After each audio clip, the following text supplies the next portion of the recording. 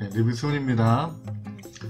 제가 좀 새벽에 영화를 보다가 너무 감탄이 나오는 영화를 봐서 여러분들에게 좀 급하게 좀 소개를 하려고 대본도 거의 쓰지 않고 제가 좀 생각을 정리해서 좀 편안하게 여러분들에게 또 리뷰를 해볼까 합니다. 제가 오늘 소개해드릴 영화는요, 바로 이 영화입니다. 이란 출신의 그 스웨덴 감독 알리 아빠시 감독의 그 경계선이라는 영화고요. 이 영화는 2018년도 칸 영화제에서 주목할 만한 시선상을 받은 영화입니다. 왜 이 영화가 주목할 만한 시선상을 받았는가? 왜 주목을 받을 수밖에 없었는가? 이 영화를 보시면 많은 설명이 필요 없이 여러분들이 바로 아실 수가 있습니다.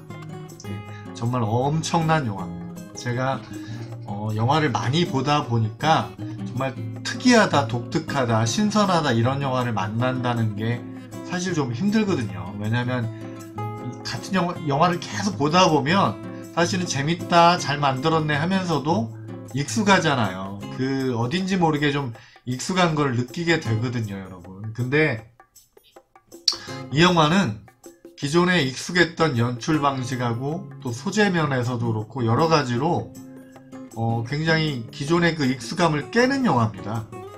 그리고 참 이 알리 아빠시라는 감독 뭐 단편 소설을 그 시나리오를 써서 이렇게 영화로 만드셨다 그러는데 한 두 번째 장편 영화라고 해요. 근데 아주 오래된 감독님은 아니지만 이분 기억해야 됩니다. 대단한 연출력을 보여주시는 분이에요. 그래서 이분 영화가 다음에 또 나올 때는 무조건 보러 갑시다. 무조건. 엄청난 연출력, 성장력을 보여주실 분이라고 저는 생각합니다. 알리 아빠시 감독 기억하자고요, 우리. 자, 이 영화가 왜 이렇게 대단한 영화인지 영화 이야기를, 줄거리를 간단하게 제가 말씀드리면서 영화가 대단했던 부분들, 또 제가 굉장히 놀랐던 부분들에 대해서 같이 이야기를 좀 나눠보도록 하겠습니다. 좀 편안하게 이야기할게요, 여러분. 영화가 시작하면 그 티나라는 여성이 나오는데요. 일단 외모부터가 범상치가 않습니다. 보실까요? 범상치가 않아요. 그냥 단순히 못생겼다라고 하기에는 포스가 장난 아닙니다. 이 범상치 않은 외모의 이 여성이 코를 킁킁거리면서 세관에서 기가 막히게 불법을 저지른 사람들을 잡아냅니다. 이 여자가 어떤 능력을 갖고 있냐면요, 냄새를 통해서 그 사람의 감정까지도 느낄 수 있는 독특한 능력을 갖추고 있어요. 그 사람이 초조해 한다라든지 불안해 한다라든지 뭐 수치심을 느낀다라든지 이런 것들을 냄새를 통해 아는 겁니다. 대단하죠. 이 능력을 통해서 일을 하던 와중에 아동 포르노 저장 장치를 갖고 들어오려는 남자를 적발하게 됩니다. 이 일을 계기로 이 특별한 능력을 통해서 이 아동성 포르노물에 관련된 범죄자들을 잡아내기 위해서 경찰이 협조를 구하게 되죠. 이 첫 번째 이야기가 아동성 포르노 범죄에 관련된 사람들 사건 수사에 이 티나가 참여하게 되는 이 이야기가 하나의 이야기로 펼쳐지고요. 두 번째 이야기로는 또 독특한 냄새를 풍기는 이상하게 티나와 닮아있는, 그 말은 범상치 않은 외모를 지녔다는 거죠. 범상치 않은 외모를 지닌 남성이 등장합니다. 이 남성에게 묘한 매력을 티나는 느끼게 됩니다. 왠지 모를 묘한 매력을 느끼게 돼요. 이 남성에 대한 매력을 떨치지 못했던 티나는 결국 이 남성을 집에 하숙생으로 들이게 됩니다. 이 남자와 티나가 얽히게 되는 사건이 두 번째 이야기로 펼쳐집니다. 관객들은 이 첫 번째 이야기와 두 번째 이야기가 어떻게 연관이 있을까? 어떻게 접점이 맞아들까? 그것에 대한 궁금증도 갖게 됩니다. 그리고 이 티나와 보레라는 이 남성이 벌이는 그 모습들이 기괴한 모습들이 점점 이어집니다. 관객들은 이 기괴한 모습에 집중을 안 할래야 안 할 수가 없습니다. 이게 뭐지 도대체? 뭐야? 이런 생각이 들면서 이 영화에 엄청난 집중을 하게 됩니다. 예를 들자면 이 보레란 남자가 티나이에서 세관에 잡혔는데 검사를 해보니 성기가 없답니다. 그래서 저는 성전환 수술을 한 여잔가 보다, 저는 이렇게 생각했어요. 근데 또 후반에 가니까 구더기를 잡아서 먹어요. 근데 티나에게 구더기를 권하는데 티나도 별 거부감 없이 본능처럼 구더기를 받아 먹습니다. 이게 뭡니까? 희한하죠? 그리고는 티나의 집에 와서 그 티나를 이용해서 얹혀 살고 있는 이 남자친구가 자리를 비운 사이 두 사람이 성관계를 갖게 되는데요. 희한합니다. 티나의 성기에서 이상한 돌출된 이상한 것이 튀어나옵니다. 그러면서 이 보레라는 남자가 아니죠. 보레가 여자 자세를 취하고 티나가 남자 자세를 취하면서 이상한 성기로 둘이 기괴한 성교를 나눕니다. 이게 뭡니까? 이 관객들은 점점 이게 도대체 뭔가? 이 기괴한 모습은 뭐란 말인가? 점점 이 둘의 정체가 궁금해지기 시작합니다. 그러면서 또 이 보레라는 남자는 숲속에서 소리를 지르면서 성기 쪽에서 또 뭐가 튀어나옵니다. 가면 갈수록 점점 기괴해집니다. 드디어 티나가 나는 도대체 누군가요? 라는 질문에 드디어 보레가 답을 줍니다. 답은 우리는 트롤이다. 트롤이랍니다, 여러분. 트롤이 뭡니까? 반지의 제왕에도 나왔고요. SF물에 가끔씩 나오는 그 괴물 있지 않습니까? 힘도 세고 되게 흉측하게 생긴 그 트롤이랍니다. 티나와 보레가. 예. 트롤 종족이 아직 살아있는 거랍니다. 이때부터 영화는 중반을 넘어서면서 보레의 고백과 더불어서 영화는 환타지 장르로 급변하게 됩니다. 이제 티나는 자신이 트롤이라는 사실을 알게 됩니다. 자연스럽게 구더기를 집어먹고요. 아버지라 믿었던 사람에게 달려가서 내 진짜 부모는 어디 있느냐 라고 묻죠. 알고 보니 정신병원에서 일찍 죽었고 그 경비를 했던 이 남자가 티나를 받아서 키웠던 것이죠. 티나는 비서가 없는 정신병원의 묘지에서 눈물을 흘립니다. 이 보레라는 남자는 인간에 대한 복수를 이야기합니다. 그리고 또 기괴한 장면이 이어집니다. 냉장고에 무엇이 들었는지 테이프를 붙여놓고 있으니까 티나가 궁금한 나머지 냉장고를 열어서 상자를 열어보게 됩니다. 그 상자에는 아기가 들어있습니다. 근데 이 아기가 좀 이상해요. 말랑말랑합니다. 알고 봤더니 보레는 정기적으로 아기 같은 생명체를 낳는답니다. 그리고는 이 생명체를 인간의 아기와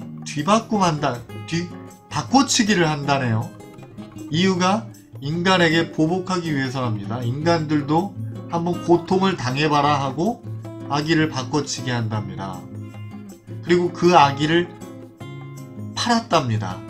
바로 여기서 제가 아까 말씀드렸던 그 첫 번째 사건, 아동 성포르노에 관련된 범죄에서 그 아기 피해자가 나오게 되는데요. 그 아기 피해자가 나오는 곳에 바로 보레가 연관되어 있었습니다. 보레는 경찰차에 실려가는 그 아동 성폭행범을 경찰차에서 끄집어내서 죽여버립니다.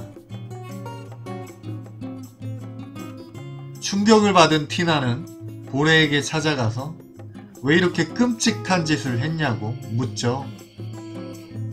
하지만 보레는 인간에게 복수하기 위해서라고, 우리는 인간이 아니라고 이야기합니다. 그러면서 티나에게도 나와 같이 하자고 설득하죠. 같이 떠나자는, 같이 이 트롤 종족 보존을 위해서 같이 함께하자는 그 보레의 제안에 티나는 경찰에게 신고함으로 자기는 인간다움의 길을 택하게 됩니다. 남에게 피해를 주기 싫었던 것이죠. 티나는. 경찰에 붙잡힌 보레는 물속으로 배에서 뛰어듭니다. 물론 죽지 않았겠죠. 특별한 트롤이니까요. 영화 마지막 장면에 티나의 집 앞에 상자가 배달되어 옵니다. 그 상자에는 여러분도 좀 예상하셨겠지만 보레가 낳은 것으로 추정되는 아기 트롤이 들어있습니다. 티나는 그 아기 트롤을 안으면서 미소를 지으면서 영화는 끝이 납니다. 이 영화는 제목이 경계선이잖아요. 왜 경계선일까요, 여러분? 워낙 독특한 영화이기 때문에 호불호가 갈릴 수 있습니다. 예, 영화가 재미없다라는 분들도 계실 거예요. 근데 저는 개인적으로 영화가 수준이 낮다라는 차원이 아니라 워낙 독특하다 보니 낯선 것이죠.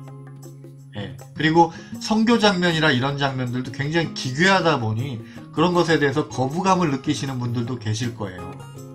근데 이 영화가 참 독특하다는 것에는 많은 분들이 공감을 하실 거라고 생각합니다. 즉, 이 영화는 대중적인 영화와 대중적이지 않은 영화의 경계선에 있습니다. 그리고 또 무슨 경계선에 있을까요? 바로 이 영화의 주제의식이 되기도 하는 인간다움과 인간답지 않음, 즉 트롤과 인간의 경계선에 있는 영화입니다. 이 영화는 어떤 것이 인간다운 것이고 트롤다운 것인가 묻고 있습니다. 이 두 주인공 티나와 보레가 그 이야기를 나누죠. 인간다움에 대해서. 여러분, 아무리 외형이 인간답다 하더라도 내가 만약 악인의 길을 선택한다면, 인간답지 않은 길을 선택한다면 외모는 인간일지 모르지만 인간이 아닌 것이죠. 비록 트롤의 모습을 하고 있지만, 추한 모습을 하고 있지만 내가 인간의 길을 택하고 내가 선한 길을 택한다면 나는 인간일 수 있는 것이죠. 예, 우리가 갖고 있는 편견과 선입견에 대한 이야기가 될 수도 있을 것이고요. 우리 삶에 있어서 우리가 중요한 것은 우리의 선택이다라는 인간다움에 대한 이해를 통해서 우리가 선택을 하는 것이 중요하다라는 주제의식을 담고 있다고도 저는 생각을 합니다. 그래서 이 영화의 제목이 경계선, 경계선에서 우리에게 질문을 던진, 너는 이 경계선에서 어느 쪽을 택할 것이냐 라는 그 제목이라고 저는 생각을 합니다. 이 트롤이라는 소재로 이렇게 무거운 또는 진지한 철학적인 주제의식을 자연스럽게 재미와 함께 독창적으로 연결시키고 있기 때문에 이 영화는 정말 엄청난 화제성이 됐고요. 예, 정말 큰 평가를 받을 만한 영화라고 생각합니다. 그래서 칸에서도 주목할 만한 시선상을 받았다고 생각합니다. 이 영화의 연출 방식이나 창의성은 주목받아 마땅합니다. 제가 이 영화에 드리는 평점은 10점 만점에 9점입니다. 이 영화에는 그 스웨덴 배우라서 우리에게 익숙하지는 않은데요. 이름이 뭐냐면요. 에바 멜란데르라는 그 여배우가 나오고요. 또 밀로노프라는 배우도 나와요. 트롤 연기를 하고 있죠. 이 두 배우가. 엄청난 연기력을 보여줍니다. 원래는 이랬던 배우인데 분장을 통해서 이런 트롤의 모습으로 변신을 하셨습니다. 변신이 중요한 게 아니고요. 그 분장도 엄청났지만 그 기괴한 그 트롤의 습성을 연기하는 데 있어서 정말 관객들의 시선을 끌어당기고 있습니다. 압도적인 연기력을 보여주고 계세요. 몸을 사리지 않는 연기를 보여주고 계십니다. 전라에 노출이 있음에도 불구하고 진짜 몸을 사리지 않고 트롤의 연기를 해냅니다. 그 안에 심리 묘사까지도 아주 깊이 있게 담아냅니다. 이 두 배우들 박수를 보냅니다. 정말 엄청난 배우들입니다. 이 대단한 배우들과 대단한 연출력이 만나서 정말 독특한, 정말 1년에 한두 편 만나볼까 말까한 독특한 영화가 나온 겁니다.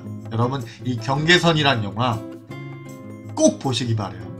부산영화제에서 보신 분들이라면 정말 선택을 잘한 것이고요. 뒤늦게라도 이 영화를 꼭 보시기를 바랍니다. 이 영화는 여러분들에게 정말 오래오래 기억에 남을 영화가 될 것입니다. 저도 이 영화를 보면서 영화 창작성에 대해서 다시 한번 그 동기부여를 받게 됐네요. 자, 오늘 리뷰는 여기까지고요. 또 구독과 좋아요 부탁드립니다. 다음에 더 좋은 영화, 더 이렇게 의미 있는 영화, 재미난 영화로 여러분들 찾아뵙겠습니다. 여러분, 리뷰 손이었습니다. 감사합니다.